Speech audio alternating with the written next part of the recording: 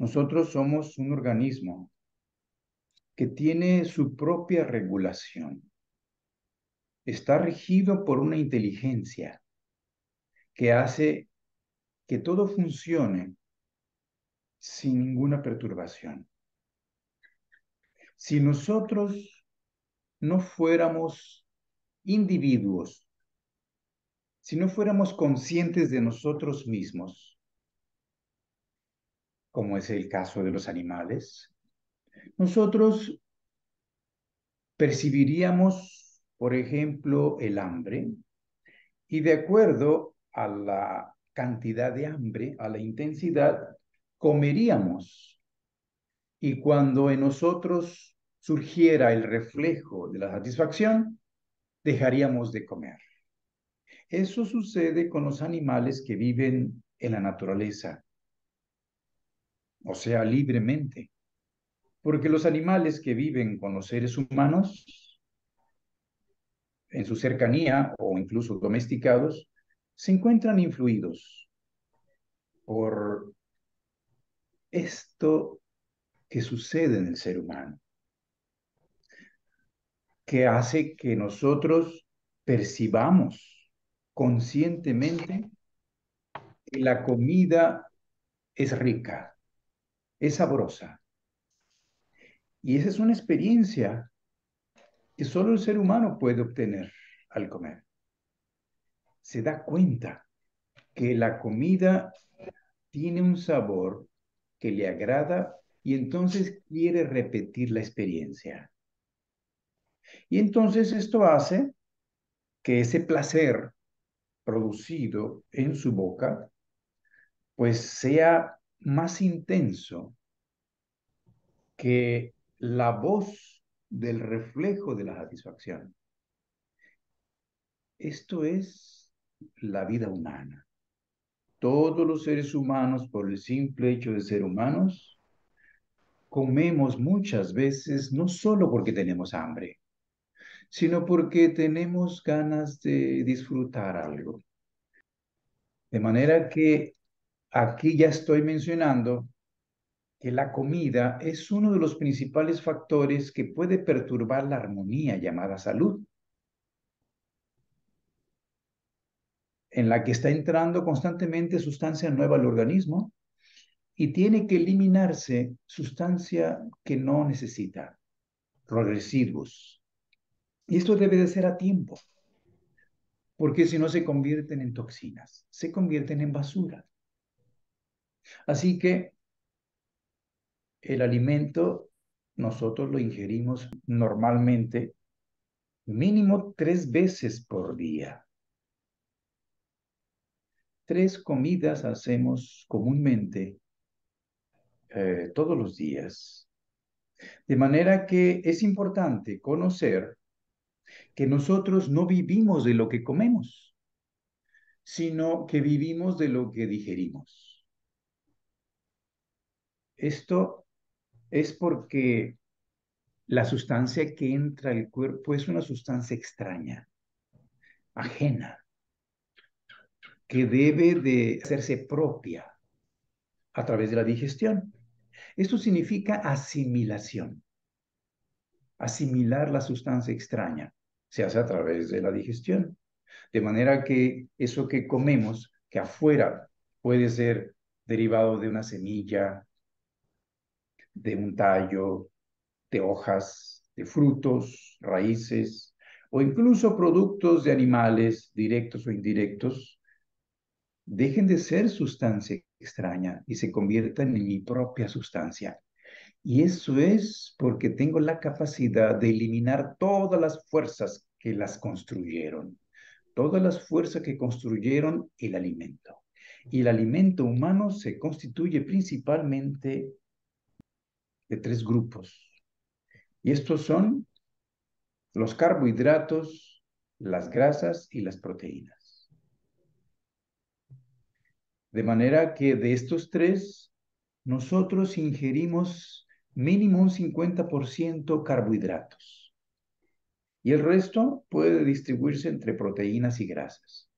Por supuesto que también hay vitaminas, hay minerales, líquidos, etcétera. Pero estas tres sustancias son las que requieren digestión. Lo demás no. Requiere que dejen de tener la estructura original y puedan convertirse en sustancia propia. De manera que esto comienza en la boca, donde yo conscientemente me doy cuenta de la consistencia, de la cantidad, de la temperatura, del sabor de esa sustancia.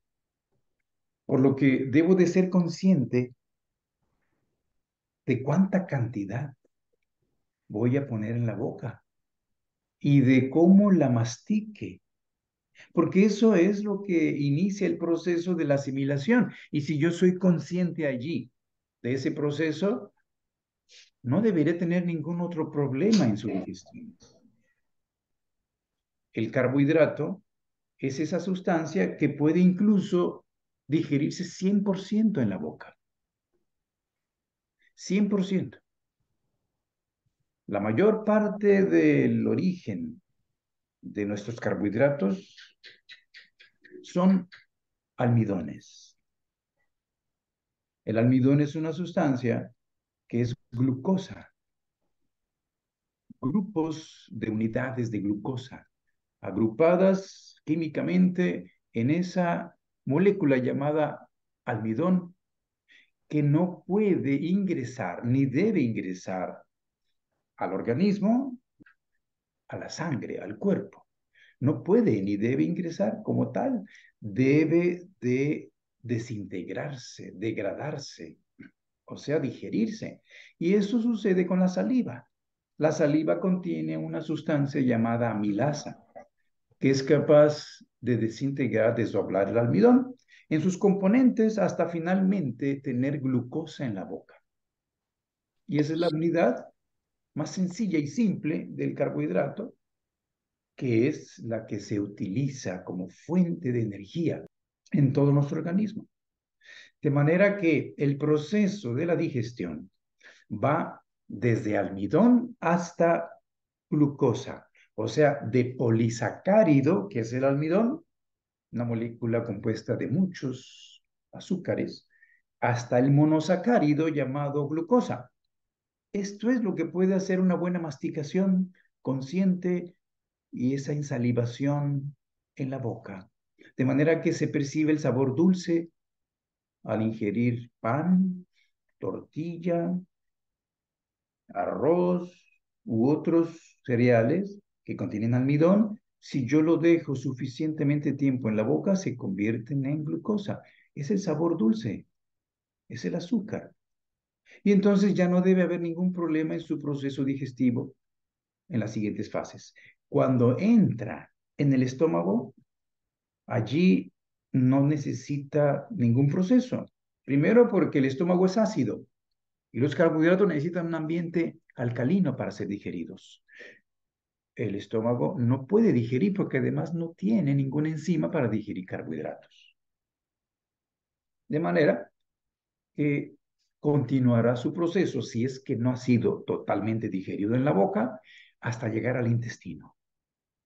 Y es allí donde las enzimas del páncreas, las enzimas del intestino, pueden continuar la degradación o digestión del almidón hasta sus unidades, como es la glucosa. Y finalmente, poder absorberse. Esto sería lo fisiológicamente normal. De manera que como nosotros comemos también por placer, no solo por necesidad, incluyendo el hecho de que cuando comemos podemos estar platicando con nuestros seres queridos, nuestros amigos, o podemos estar leyendo algo, o podemos estar escuchando algo. Esto puede generar una distracción. Y esto hace que nosotros no concentremos toda la atención en el proceso de la masticación. Esto es lo que hace que ingiramos con frecuencia el almidón no totalmente digerido. Y más si tomamos un líquido, una bebida al mismo tiempo. Entonces la saliva se diluye. Entonces no está totalmente concentrada, está diluida y se detiene el proceso en el estómago y continúa hasta el intestino. pero ya puede empezar algo que no debe suceder dentro del cuerpo. Ya puede empezar en el estómago, porque el estómago tiene 37 grados centígrados de temperatura y está húmedo. De tal manera que el almidón y los carbohidratos en general, si están sujetos a humedad y calor, pueden ser atacados por bacterias. Y el estómago puede contener todavía bacterias, sobre todo porque nosotros ingerimos líquidos a la hora de comer o antes de comer, y esto diluye los jugos gástricos del estómago, como el ácido clorhídrico. Entonces ahí ya hay bacterias. Esas bacterias son normales, existen en la boca, existen en el ambiente, existen en los alimentos, no son estériles. Y esas bacterias son las bacterias de la fermentación, que son levaduras, son hongos.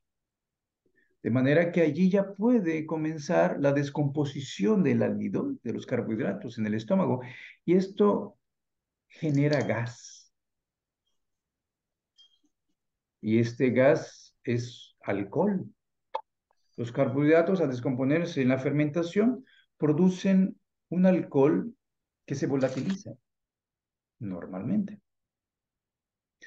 Y claro, esto continúa también la posibilidad en el intestino, el duodeno, más abajo, porque ahí hay bacterias también. No debería, pero la debilidad del estómago, por lo que he mencionado, y por procesos crónicos inflamatorios, de dejar pasar bacterias y ascender bacterias del intestino grueso, en el intestino delgado también tenemos este proceso de la fermentación, como descomposición del almidón causado por bacterias. Esto no debe ocurrir, a menos que sean cantidades muy pequeñas, que sería normal, donde se produce alcohol todos los días, que es un gas que uno siente como aire, que infla el abdomen y que por ser permeable el intestino, la mayor parte se absorbe.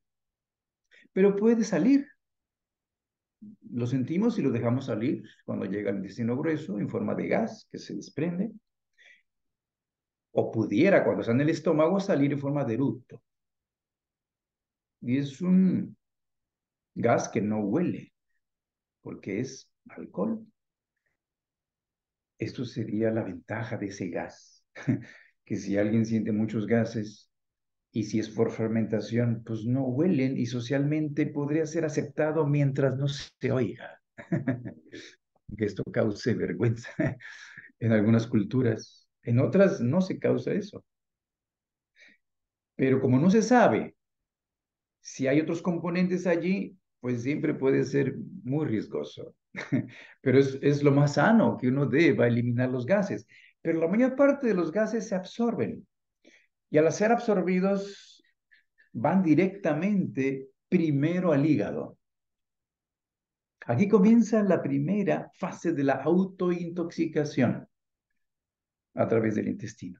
Se está generando un proceso que normalmente existe en el exterior cuando un carbohidrato, sea una fruta, sea una verdura, se echan a perder, se fermentan por las bacterias, por las levaduras, los hongos y producen alcohol.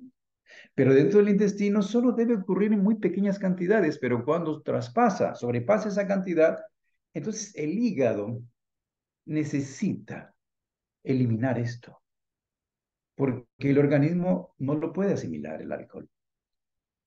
Y entonces lo degrada y lo elimina en la medida que lo puede hacer. Esto ocurre todos los días. Pareciera que todos traemos nuestra propia cervecería, nuestra propia vinatería en el organismo y ya comienza allí un proceso de autointoxicación con alcohol, que incluso cuando nosotros no hacemos ningún cambio de hábitos y en especial la comida de la noche, que aquí llamamos la cena, se hace abundante en carbohidratos, especialmente porque ahora se quiere compensar ese hábito que se instaló en la humanidad de refinar el almidón. Le quitamos la cascarilla al grano, al trigo, y a todos los demás granos, y se refinó la harina, se hizo fina, se hizo blanca, y con ella se hicieron productos que uno disfruta, sobre todo en la repostería, incluyendo azúcar. Entonces, todo esto aumenta el proceso de la fermentación. De manera que ahora la tendencia es comer todo integral, que puede incluso resultar pesado porque el intestino no es ya totalmente 100% natural. Tenemos ciertas debilidades digestivas. Entonces, en la noche, ya cuando estamos cansados, incluso si es muy tarde, puede resultar muy pesado comer productos de almidón integrales, a diferencia de comer productos de almidón refinados, que si uno mastica bien, uno puede digerir completamente y no provocar ningún problema. La fibra es indigerible, es un polisacárido parecido al almidón, pero es celulosa. Y esto, claro, ayuda al volumen del intestino para eliminar los residuos. Pero cuando es demasiado, en la noche, ya cansados, gran parte de lo que hemos comido se comienza a descomponer por las bacterias. Esto es una de las principales causas de este problema de la fermentación, que con el tiempo hace que el hígado ya no pueda degradarlo a tiempo. Entonces, el alcohol comienza a circular por todo el organismo, no solamente allí. El hígado intenta eliminarlo, sino que se dispersa por todo el cuerpo. Y esto incluso se puede medir en la mañana en la exhalación. Al despertar a una persona le podemos medir con un alcoholímetro, un aparatito que uno exhala en él y hace un pip. Esto está sucediendo todos los días y con el tiempo el sistema nervioso también se puede afectar. Se ha llegado incluso a ver personas que desarrollan cirrosis hepática sin ser alcohólicos. Desarrollan cirrosis hepática por el consumo excesivo de fibras, de celulosa, de carbohidratos en general durante el día y en especial en la noche, que no han sido bien digeridos. Esto es un proceso de autointoxicación constante, que con el tiempo va a generar la intoxicación del sistema nervioso. Y esto hace sentir fatiga, cansancio crónico, incluso estados de depresión, falta de ganas, incluso de levantarse en la mañana. Uno se ha alcoholizado y con el tiempo, pues uno influye al sistema nervioso y esto puede ser causa de otros problemas que actualmente se generan por una congestión hepática y por un problema que no permite al hígado regenerarse y mantenerse al día. Y bueno, tenemos nosotros, además de los carbohidratos, pues las proteínas. Y las proteínas también pueden ser causa de autointoxicación en el intestino. Las proteínas no se digieren en la boca, pero deben ser bien masticadas, porque la primera digestión sucede en el estómago. En la boca solamente a través de la masticada, nosotros hacemos pequeñas porciones, en lo mejor que podamos. La salivación no hace ningún proceso digestivo allí, no hay ningún proceso químico. Pero en el estómago, que tiene un medio ácido, ahí sí, la proteína requiere un medio ácido para ser digerida. Entonces, el ácido clorhídrico más las enzimas llamadas proteasas, que digieren proteínas, comienzan a desdoblar eh, las proteínas. No importa si son de origen animal o vegetal. Las de origen animal, pues sabemos que pueden provenir de los huevos, de los lácteos, de la carne. Y las de origen vegetal, pues pueden ser nueces, pueden ser leguminosas, principalmente. Frijoles, lentejas, garbanzos, soya, etcétera.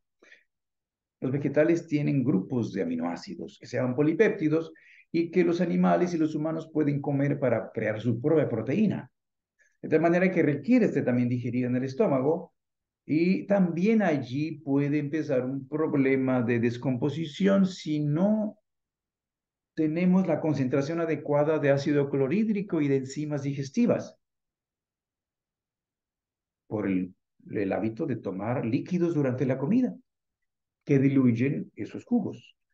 De manera que eso hace que las bacterias allí presentes comiencen una descomposición de la proteína que es diferente del carbohidrato. La descomposición del carbohidrato se llama fermentación y produce alcohol, que es un gas también. La descomposición de la proteína es la putrefacción.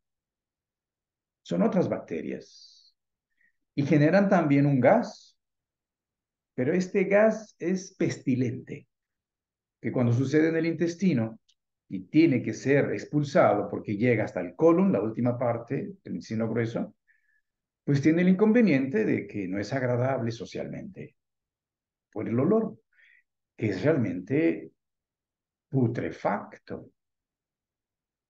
Ya alguien puede incluso percibirlo fuera y decir, oye, te estás pudriendo, ¿vale? Realmente está habiendo putrefacción dentro de nosotros. Y estas sustancias son muy tóxicas. La mayor parte se absorbe porque el intestino es permeable. Y claro, van a ir a dar a la sangre. Y el primer órgano que recibe igualmente es el hígado. Y el hígado, al recibir estas toxinas, productos de la descomposición por las bacterias, estas sustancias no deben entrar en el organismo. En el intestino, pues pueden ser expulsadas, pero ya dentro del organismo comienzan un proceso de acidificación. El proceso llamado envejecimiento celular es en realidad una acidificación continua que termina al final por no poder compensarla el cuerpo. Se está, además de oxidando constantemente, se está acidificando. Y estas pueden ser muy diversas. En el intestino se producen indoles, escatoles, nitrosaminas, cadaverinas y otras sustancias que, como ya dije, además de pestilentes, son muy tóxicas y dentro del organismo, el hígado debe eliminarlas a tiempo. Y cuando ya no puede hacerlo, porque uno pues come todos los días, no somos ángeles, y también comemos proteínas de más. Ya no es el sabor dulce, pero es el gusto al paladar de comer productos proteicos, y la mayoría de los seres humanos en la civilización, en las ciudades, comen de más. Comen más de lo que necesitan proteínas. En la juventud se necesitan para el crecimiento, para la construcción de los músculos. Ya en los adultos solo para regenerar el tejido, la piel, la uña, el pelo, las células que están hechas de proteína. Pero estamos comiendo siempre de más. De manera que este es el riesgo de la autointoxicación generada por el exceso de proteínas mal digeridas en el estómago y en el intestino. De manera que cuando ya el hígado no alcanza a desintoxicar a tiempo, necesita echar mano del riñón, el sistema renal, que le está ayudando constantemente a eliminar los residuos, que puede ser el ácido úrico, la urea y otros ácidos que pueden por allí eliminarse. Aparte de que sentimos mucho gas en el intestino, en el abdomen, nosotros en la mañana podemos experimentar directamente, ya no requerimos un aparato para darnos cuenta. Podemos experimentar un olor en la boca, en el aliento. Y esto es perceptible cuando uno exhala y uno huele a sí mismo. Esto huele desagradable y sobre todo cuando el compañero, la compañera nos dice, o las personas que están cerca, oye, te huele mal la boca, te huele mal tu aliento. Puede ser que del día se elimine y se desaparezca este olor. Eso es al principio, pero con el tiempo, si no se hace ninguna medida para ayudar al cuerpo a eliminar estas sustancias y se sigue comiendo igual, las mismas cantidades, por gusto, llega un momento en que uno comienza a percibir el mal olor de boca todo el día. O sea, ya no se quita. Esto ya es un signo de que nos estamos intoxicando desde el intestino. No se compara con la intoxicación del aire, del agua y de los alimentos desde el exterior que puedan llegar allí por pesticidas, por sustancias químicas. La producida por el propio intestino es lo que comienza un proceso que puede ser muy grave para el cuerpo. Y aquí comienza, donde ya no es posible con ayuda del riñón ni del hígado. El pulmón ha intentado ya eliminar, pero no alcanza, no ayuda si no se hace un cambio. Y entonces entra en acción el último de los medios que tiene el organismo, porque tiene una jerarquía inteligente para ayudarse. De tal manera que ahora entra en actividad la piel. Y la piel comienza a través del sudor a eliminar las toxinas que no pudo eliminar ni el pulmón, ni el riñón, ni el hígado, ni el intestino a tiempo. Se han absorbido y ahora están circulando en la sangre, se huelen y comienzan a olerse en el sudor. De tal manera que la piel y la persona comienza no solo a oler su boca, sino todo el cuerpo. Especialmente ciertas áreas donde las bacterias exteriores pues comienzan además otro proceso que se añade en las axilas, en las ingles y en otras áreas, ¿no? Con el sudor. De tal manera que estamos viendo allí ya eliminación de sustancias que provienen desde el intestino. Y pueden incluso llegar a pigmentar la piel, a generar obscurecimiento, manchas. En algunas partes, principalmente al inicio, las que están más expuestas. Porque el sol y el aire hacen un efecto sobre esas sustancias en la piel.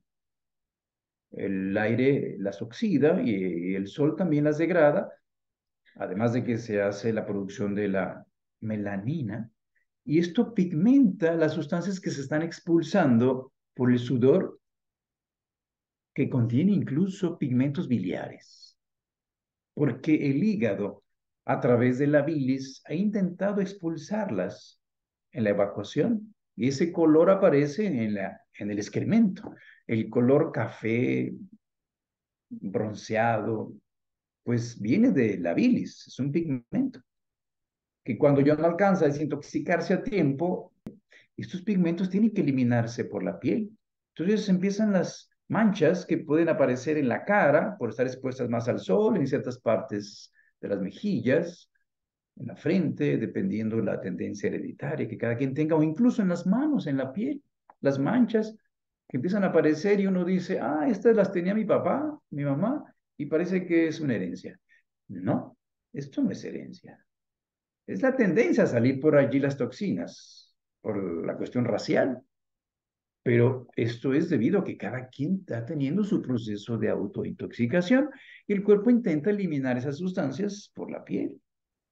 Y pueden ser incluso otras áreas, pueden ser los hombros, pueden ser incluso abajo en el seno de las mujeres. Llega un momento en que la piel siempre está en contacto y el sudor, donde hay zona que hay mucho calor, el sudor está constantemente produciéndose y llega a generar, aunque no está expuesto al sol, un oscurecimiento allí, abajo de los senos, en las ingles, en el abdomen, donde haya toque por los pliegues de la piel. Esto se puede ver incluso en el cuello o en cualquier otra área.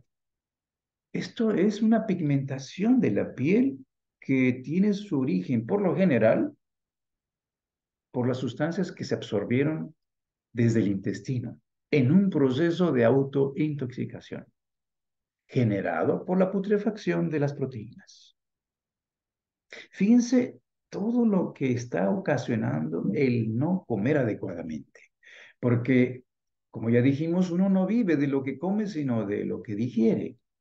Y más importante en esto de lo que comemos es cuánto comemos, cómo lo masticamos. incluso con quién lo comemos, porque a veces esto puede ser las condiciones que generen un proceso que facilita la digestión, bien masticado. Si yo como algo que es sano, pero no tengo hambre, pues ya no es adecuado. Si yo como algo sano, pero es en cantidades mayores a los que yo requiero, pues tampoco es ya adecuado. Y si yo no lo mastico bien, aunque es muy sano lo que como, pues también ya está generando un problema. Entonces, todo esto es lo que está haciendo que el ser humano comience a intoxicarse. Y el cuerpo, pues intenta por todos los medios de eliminarlo. Cuando esto llega a ser demasiado, el organismo necesita echar mano de otras salidas, otras formas de eliminación. Y esto es el moco, la mucosidad.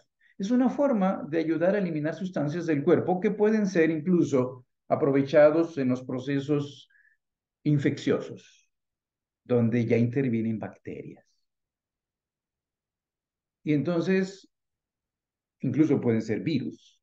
Y entonces ese moco puede ser expulsado a través de la nariz, a través de la garganta, o incluso otras sustancias que pueden eliminarse como vías extras a través de los ojos, como en el caso de las lagañas en los niños, como es el caso también de el smegma, que es una sustancia que se produce en los genitales masculinos, o en las sustancias de eliminación de las mujeres a través de la vagina, flujos vaginales, o en la menstruación, incluso.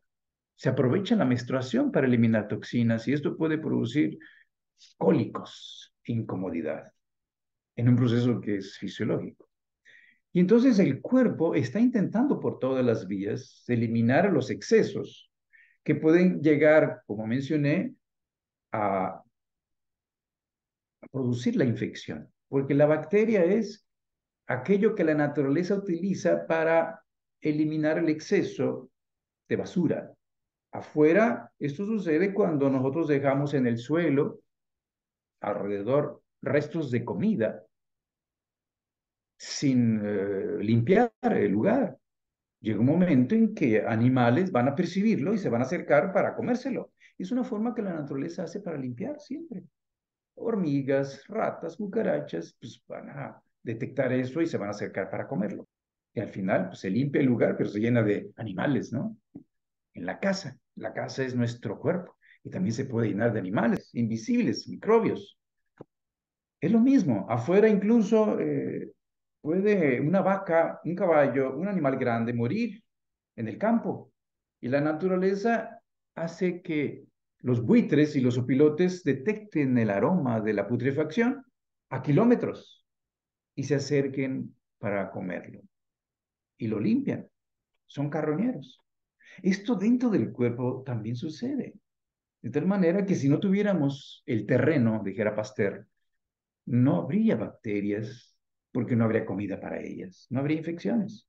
Entonces la infección se produce porque tenemos sustancias de desecho que alimentan a esas bacterias. Y cuando son demasiadas, pues se produce incluso la fiebre. Y la fiebre es un mecanismo de defensa que ayuda al organismo a eliminar más rápido a través de la combustión, a través de quemar las sustancias. Eso es la fiebre, el aumento del calor del organismo. Y eso ayuda a la disolución y a la eliminación de algunas sustancias, por todas las vías que pueda hacer el cuerpo. Claro, esto genera mucha muy incomodidad. Nadie se siente bien si tiene fiebre, pero el cuerpo se está defendiendo y está luchando. Una persona que tiene fiebre no está enfermo todavía. Está sano y por eso tiene fiebre. Y está luchando para eliminar las toxinas. Una persona que ya no tiene fiebre, entonces ya está enferma, porque ya no puede luchar para eliminar las toxinas.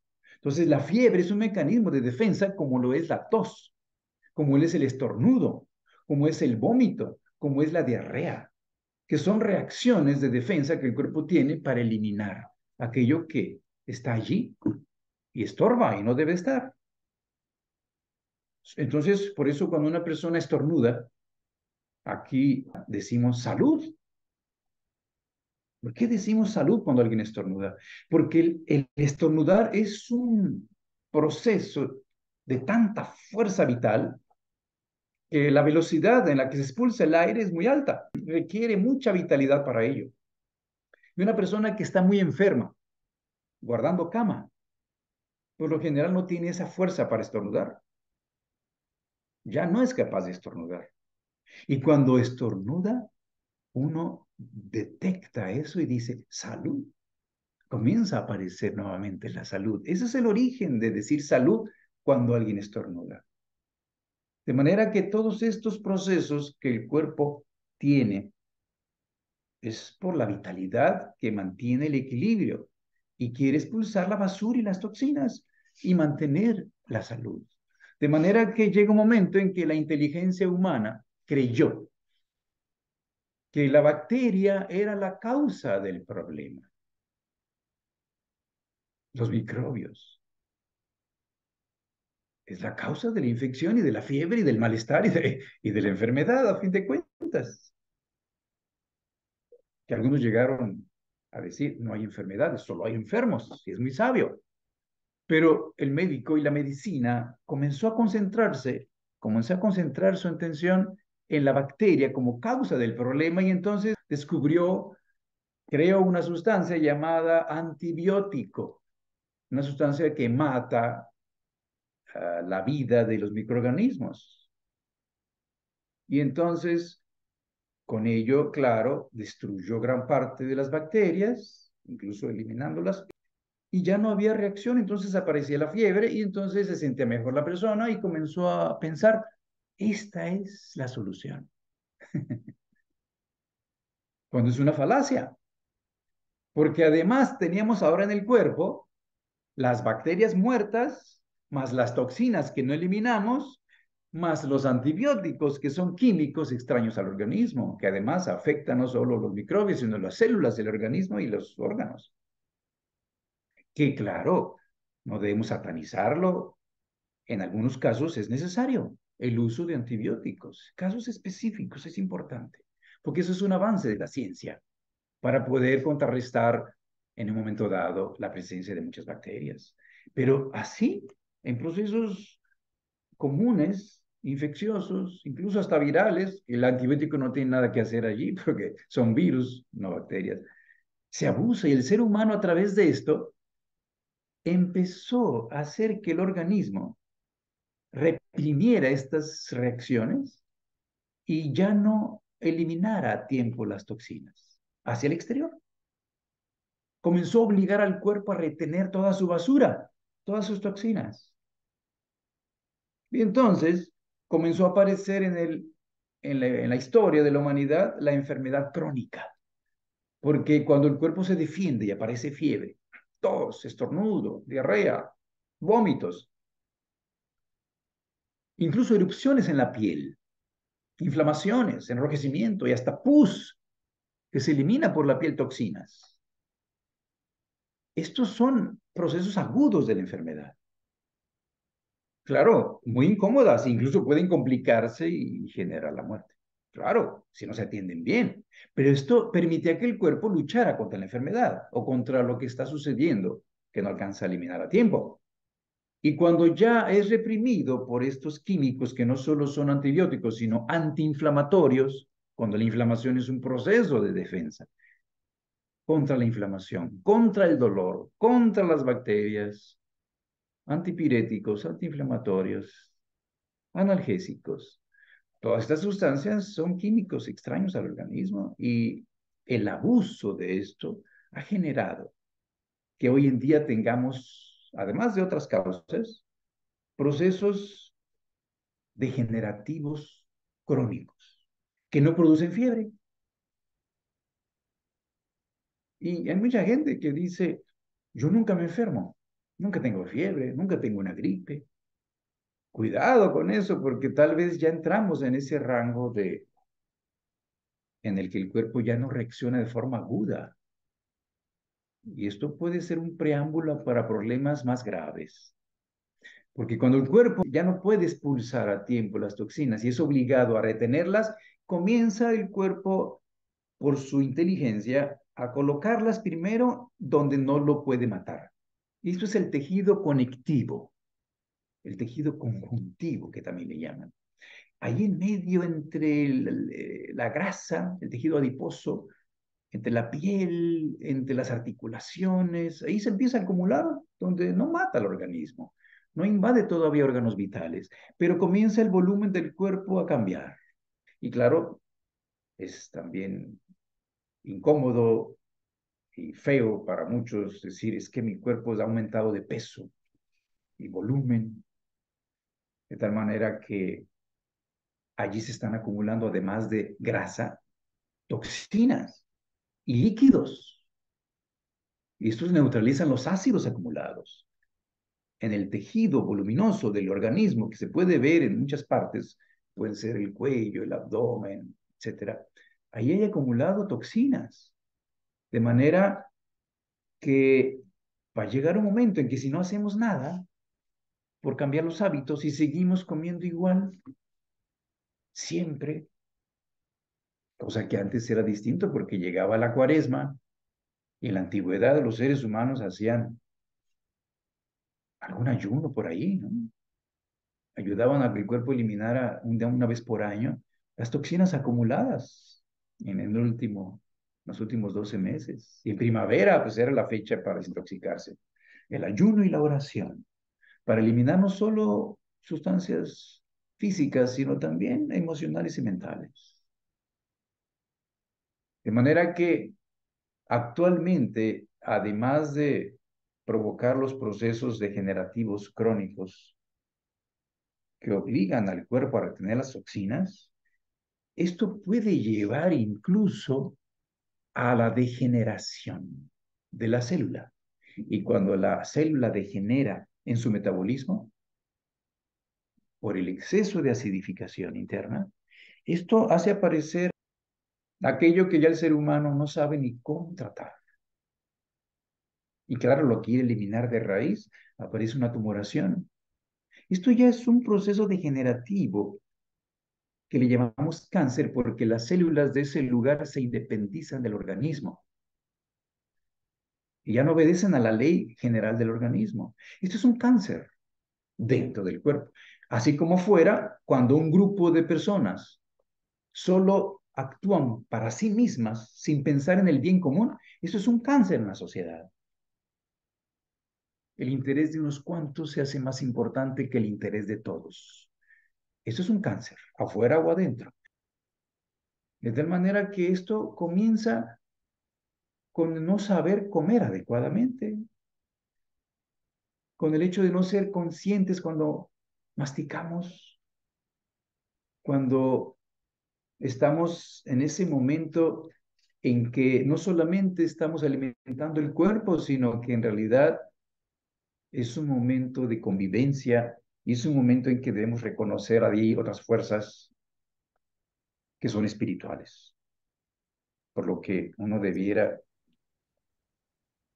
reconocerlo antes de comer, al menos en silencio, pensar en todo lo que tuvo que hacerse para que yo tenga la comida delante de mí, los campesinos que cultivan la tierra, el sol, el aire, la tierra, los que distribuyen la tiendita de la esquina, las personas que cocinan y finalmente en nuestro plato, para realmente volver a tener el equilibrio llamado salud, se requiere reconocer todos estos procesos que no solamente son físicos, sino también emocionales, mentales y espirituales. Así que esto sería de una manera breve y resumida una concepción sobre lo que significa la autointoxicación intestinal, que claro, incluye el que comprendamos que debemos cambiar nuestra vida. Aquello que dice, ¿quieres que tu vida cambie? Cambia tú primero. Y los hábitos alimenticios son la base de nuestra salud.